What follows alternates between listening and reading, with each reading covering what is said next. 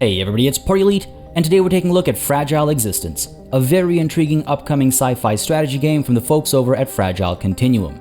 I've had my eyes on this game for quite some time now, and as it's set to release later this year, I am very excited to start talking about it and highlighting some of what makes it seem so very interesting and different. I think it'll be pretty self-evident as we go on, but Fragile Existence has a lot of fresh ideas, and it's already looking quite slick. If you like what you see, don't hesitate to add the game to your wishlist at the Steam link in the description down below. As always, that really helps indie devs out, especially with visibility, and it's a good way to show your love and support, and it's also a good way to stay up to date with development. As always, there are timestamps down below if you like to jump around the various sections, and with that said, and no more time to waste, let's dive in. A Cataclysmic Kickoff. Now, I'm a sucker for good world building and setting, and Fragile Existence has a very interesting setting that predates the start of the game. If you're not personally interested in the backstory, feel free to use the timestamps down below again to jump to a different section, but I do think it's quite compelling, and I think it gives some very interesting context, and it informs gameplay and gameplay mechanics. The story starts about 7 extremely eventful centuries in the future.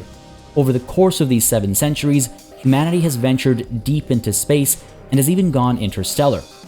The narrative backdrop and world building again is, like I said, very compelling, so I do want to highlight some key moments in the story before the game begins. In the late 21st century, joint ventures among powers on Earth sees the initial colonization of the Moon and Mars, and private corporations take control of mining ventures and interplanetary shipping. Initial forays into AI-controlled, drone-based scouting begins, and just under 100 years later, the conversation around planetary rights results in a new colonial age and the foundation of the Inter-System United Worlds Organization. Corporate culture takes on a whole new meaning as Earth-based nations are reliant on these corporations to support their interplanetary investments. Citizens start to grow loyal to corporations that can maintain their lifestyle rather than the nation-states that they hail from. AI tech continues to develop, and interstellar exploration seems within reach. In the early 2200s, disease ravages Earth, and many try to escape the planet. At this point in time, the planetary colonies have developed into full corporate entities of their own, driven by the industrialization of the belt and planets alike. Earth, meanwhile, remains entrenched in its old ways, with political rivalries coming to a head from time to time. Now, about halfway through the 22nd century, one of the AI drones sent to explore Alpha Centauri finds a viable colony location. It begins construction of rudimentary structures and sends a message back to our system. Nearly a century later, when the message finally reaches Earth, the Galactic North Corporation launches the generation ship Starbound. 168 near middle-aged individuals were hand-picked based on their skills, state of mind, and projected fertility. Their intent wasn't to arrive on this distant planet, but to birth the first generation that might do so. The following years see many more generation ships launched by various other corporations, and AI-driven exploration takes on new heights, exploring more and more distant systems for the purpose of colonization, until, in the interest of efficiency, an existing AI framework comes across a new technological marvel that begins to change the face of space travel. About 30 years later, an AI-led corporation in the interest of profits was able to further this breakthrough to create faster-than-light travel in the form of cascade breaches. Breaches in space that would allow one to travel unfathomable distances in minimal time. A short while later, the Starbound, launched 100 years prior, finally arrives at Proxima Centauri, to a colonized and populated world called Haven.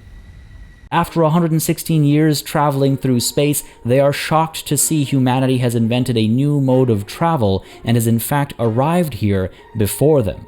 The new mode of space travel and the use of breach space had dangers of its own, yes, but its use ushered in a galactic colonial age. In this era, around the start of the 2500s, Earth remained at the center of corporate and national ambitions, but slowly faded into near obsolescence and irrelevance. Over the next century, breach gates were developed to try and stabilize and democratize space travel. Remnants of alien life was found in a distant system, and corporate interests and expansionism introduced new and more heated rivalries, leading to open hostilities at one point between two particularly powerful corporations, Galactic North and Carbon. The First Galactic War was the result of an increasing scarcity in habitable worlds being discovered, and the limited value to be found among the near-Earth territories. Even in the limitless space, it seems the corporations found how far they were willing to go without declaring war on each other. AI involvement eventually created a peacekeeping force that sought to bring an end to such violence, but we don't yet know how successful it was or what exactly it led to. We do know, however, that in 2713, early warning systems in the belt detected unusual readings headed towards the Sol heliosphere. Using breach space to move in ways no human would in this era, it was clearly of unknown origin. The arrival of this foreign fleet resulted in the near annihilation of the near-Earth territories and began what is known as the Collapse. You lead what's left of humanity as fleet commander of the flotilla upon which the survivors hold out. This existential threat has wiped out your home planet and is hunting you actively, not satisfied with the level of destruction it's already brought on. You're not just taking flight to avoid death, but to avoid extinction of the species. Control from space to ground. One of the biggest standout aspects of Fragile Existence is the scale and scope of control you have at hand and the need for you to be actively involved across it. A lot of your activity is going to be taking place in the void of space, as you might expect, without a planet to call home anymore, and since you know you're outmatched in every conceivable way, you can't really just set up a final defense on some world and hope for the best.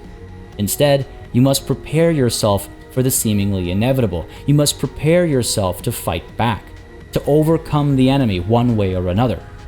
To that end, you'll be seeking out new technological advances, you'll be seeking out resources, you'll be managing your crew and their skills and capabilities, and you'll be building up your fleet to give you a fighting chance. The aforementioned breach gates will allow you to travel relatively safely through breach space, and while this introduces space lanes that you'll be primarily traveling through, the procedurally generated galaxy will keep things interesting through multiple playthroughs, ensuring that you're able to check out a variety of systems and planet types within them, with each planet type presenting different opportunities as far as the resource they might provide, as well as dangers they might pose, and the value they might add. You'll scout ahead using recon equipment to make sure your path is clear and safe and worthwhile, and then you'll go from system to system, or you'll make the occasional stop by a point of interest to see if there's anything worth investigating. Now, once you arrive at a system, you'll need to navigate within it to get between its planets. Now, ideally, you're not actively being hunted and you don't have to make risky maneuvers, avoiding things like the hull damage that occurs when you travel too close to the sun. In such a safe situation, you'll have the chance to use a slew of sensors to see what the planets in the system have to offer and where exactly, and then you'll actually deploy Planetside based on that information. It's really cool to think about how Fragile Existence presents the bridge between space and ground actions, and I think it's fantastic that you'll be managing both simultaneously when needed. Your ships might be anchored in orbit, and you might have other fleets that are exploring entirely different systems at the same time as well, but while all that's going on in real time with pause, you'll also be managing Planetside actions and activity. On the planet's surface, your approach is a bit more in keeping with classic RTS style gameplay. You'll establish an outpost to sustain your work on the planet, you'll use workers to extract resources, you'll scout around for things that ship sensors aren't able to detect, and in a worst case scenario, you'll find yourself pit against the locals. Remnant factions of humans, colonies that survived, and who knows what else. These folks might see you as a threat from the old days of intraspecies violence, or they might think you're what's actually out there exterminating humanity in the first place. Whatever the case may be, you'll have to engage with these colonies, sometimes violently, unfortunately, for the greater good. Exploiting viable planets when you get the chance will provide you with raw materials needed to manufacture more ships and weapons, food needed to feed and keep healthy your population, and various samples and blueprints left behind by fallen colonies, which will help your scientists make technological breakthroughs that might turn the tide. As you can see, Fragile Existence gives you direct control from space to ground, but operating at this scale comes with a very specific kind of management that makes strategy games especially interesting in my books. A range of physicalized resources. I've always been a fan of physicalized resources, and I'm really glad to see it be used in Fragile Existence as well. If you're not familiar with it, it basically means that all the resources that you see and use in the game exist as actual individual entities within the game, and their physical location determines their possible uses at the time. It's a much more realistic depiction of resource management than having a central dump that can magically go exactly where it's needed with a click of a button. Instead, if you want to build something on the surface of a planet, the materials needed to build it must be transported down to the planet first. If you find something on the planet that needs to be processed or otherwise used on your ship, you guessed it, you have to bring it there before that can happen. Not only will you be shifting raw resources around, but you'll also be moving around the resources required to process the raw resources into refined materials, which in turn will further be processed into finished products. Iron, carbon, quartz, magnesia, alumina, titania, uranium, rare elements, soil, and 2 types of air are acquired in various ways from nature, while refinery buildings are needed to process them in various combinations, sometimes over multiple steps, into steel, silicon, polysilicon, magnesium, maglite, aluminium, titanium, oxygen, hydrogen, nitrogen, and xenon. Some of these can be further processed, like oxygen and hydrogen being combined to make water, while others are used directly, like xenon being used for fuel. These refined materials then go through manufacturing processes which give you a variety of end products. Steel is needed for buildings, tools, and construction vehicles. Maglite and computer parts together make missiles and fighters at a factory. Ammonia and soil and water are needed for farming, but you can only get that ammonia with the help of nitrogen, hydrogen, and iron in a different building. As you can see, the developer is paying attention to real-world points of reference, and watching the dev diaries reveals an eye for real-world processes. All this results in a complicated web of raw resources, processed materials, and end products that you'll need to stay on top of and manage. Ammunition needs to be in the hands of your soldiers if you want them to be able to shoot. Food needs to be where the people are if they're supposed to be eating it, so on and so forth. While a lot of the movement of these goods is handled by the AI and you won't be micromanaging it, you can actually see it happening as drone ships carry goods where needed. But, more importantly, you can feel its effects. From a mechanical perspective, you have to take into consideration how long it might take to drop supplies onto the planet's surface if you're worried that you might need to set up defenses against the local colony. You need to consider what to prioritize should the enemy find you, and you have to escape. Which resources get picked up first, and how quickly do you pull the trigger on your evacuation? How long are you willing to wait before you decide to abandon some resources to escape the system with your lives? You also need to concern yourself with the space these resources actually take up, and how cramped spaces can lead to issues for your crew. These physicalized resources extend beyond material goods. They include people. Pilots need to be on hand if you expect them to fly your fighter craft. Without a gunner, your weapons might sit idle. Scientists are needed to keep research and development moving forward, and medics are the only ones who can help heal the wounded and keep poor health at bay. Both people and physical resources are integral to your operations and to your survival, and so it only makes sense that managing them plays an important part in the game. Ship and crew management. Beyond simply telling ships where to go and what to do when they get there, you'll also be required to design and manage your own ships as new technologies and parts and people become available, and you'll need to manage the crew within these ships and buildings on planet surfaces to ensure optimal performance. Ship design is based on a modular system, allowing you to swap pieces in and out as needed, upgrading ships differently depending on how you intend to use them. There are a handful of classes available, each with their own purpose. Support carriers primarily store and deploy ground vehicles and the support units to take them to and bring them back from the planet. These are slow and lumbering and not heavily armed. Strike carriers, meanwhile, are responsible for providing squadrons of strike craft. They operate from a decent range as they're not able to really protect themselves outside of the fighter craft doing that work for them, basically. The Geneva-class cruiser is a bit of a tank, able to eat and deliver a fair bit of damage, and it's not able to carry as much as a carrier, as you might imagine, but it's more heavily armored and adaptable to various roles. The Daedalus-class frigate is a weaponized scout ship, able to hold its own if needed, but not meant to be thrown against a heavily armed enemy flotilla. Meanwhile, the heavy transporter is, as the name might suggest, primarily a solid goods carrier, needed to shift those aforementioned physicalized resources from location to location as needed. These are just the general classes you'll be dealing with though. As stated, they're meant to be modular, so you can customize them all to a degree, working within the bounds of their class, but perhaps specializing them for a specific type of use or another. Presumably, your research will, at least in part, drive the innovation here. Nowhere is this more true, perhaps, than in combat.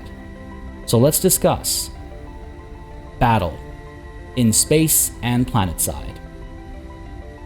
Whether it's against colonies that consider you the enemy for one reason or another, or it's against the primary threat that's hunting you from system to system, you're going to find yourself in battle from time to time. As with the non-combat moments of the game, battles in Fragile Existence exist across multiple planes. They can happen on the surface of a planet, or they can happen in orbit around one. On a planet, battles control and behave a bit, not entirely, but a bit like a classic RTS. As mentioned previously, you'll have base building and unit management as well as resource management to deal with. With that said, some structures operate like your ships. They'll have multiple modules where you can assign specialists to, using their skills and abilities to various ends. You can also, as mentioned earlier, pause and give orders as needed. The units themselves are intended to be quite varied. At the moment, we only know about the worker units, scout units, lightweight tracked vehicles, and all-terrain walkers that can eat and dish out a lot of damage. But there's more to come though, and I'm curious to see what that includes. In space, meanwhile, you'll be doing battle in orbit around planets, and much like yourself, the enemy ships also come in a variety of classes, from nimble fighters to the hardier and deadlier capital and super capital ships. The approach to combat here seems quite unique, not just in the fact that it can happen both on and around a planet at the same time. I can't wait to get my hands on it and see exactly how it feels. That'll have to wait until later this year though, when Fragile Existence finally releases. There's a lot more news to come, I'm sure, and with mod support that looks to let players build everything from their own stories, systems, and planets, I can see hours upon hours spent in the game. If you want to stay up to date with Fragile Existence and other strategy games as well, don't hesitate to subscribe to the channel for news, reviews, previews, let's plays, and more. And again, if you like what you see with Fragile Existence, don't hesitate to add it to your wishlist at the Steam link in the description down below. If you have any thoughts, questions, or concerns, leave a comment. Otherwise, as always, folks, a massive thanks goes out to all of the channel members and patrons who've been supporting the channel on a monthly basis. Y'all keep us alive and running smoothly. And of course, a big ol' thanks goes out to each and every one of you for watching. Until next time, cheers.